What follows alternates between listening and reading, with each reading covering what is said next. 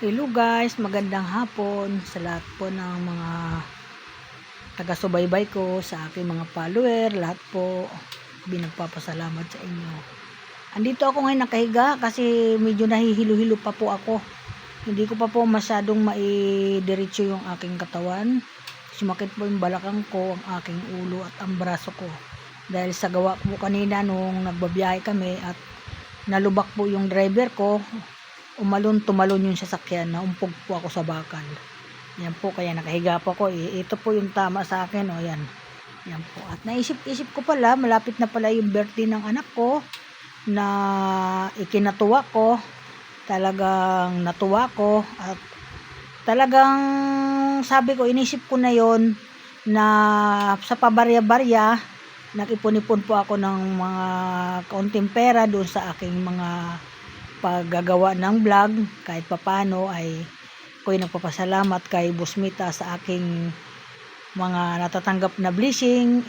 Yun naman po ay sobra po ako kasi matipid at hindi ko po yun inuubos sa akin mga luho. Pag ako nakakatanggap, nag-ipon pa ako. Sabi ko magbe-birthday pala yung aking lagi Santa Claus na anak na natuwa ko. Sabi ko bibigyan ko ng remembrance. Sabi ko sa birthday niya. Ilang buwan ko lang po yun pinag-ipunan. Kahit paano nakabuo naman ako. At ibinili ko po ng maganda-gandang regalo para sa kanya. Ayan po, ay natuwa naman siguro siya sa pagbigay ko. At ako'y tuwan-tuwa doon sa binigay ko. Kasi sumulat sa poll ng maliliit pa ang mga anak ko.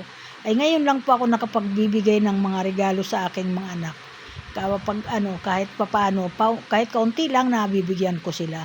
Kaso lang po sa nangyari ngayon, dahil nag-birthday yung aking anak na supportive, na masyadong maalaga sa mga magulang at sa mga kapatid niya at sa mga kanyang mga pamangkin, nabigyan ko naman, maisip ko naman bigyan ng kaunting regalo niya. Sabi ko gano'n, ayun. Yun po ay natuwa yun kasi sabi niya, saan galing ang pera ko? Galing po yan sa aking mga pinaglilibangan sa Facebook. Okay, thank you so much. Bye-bye!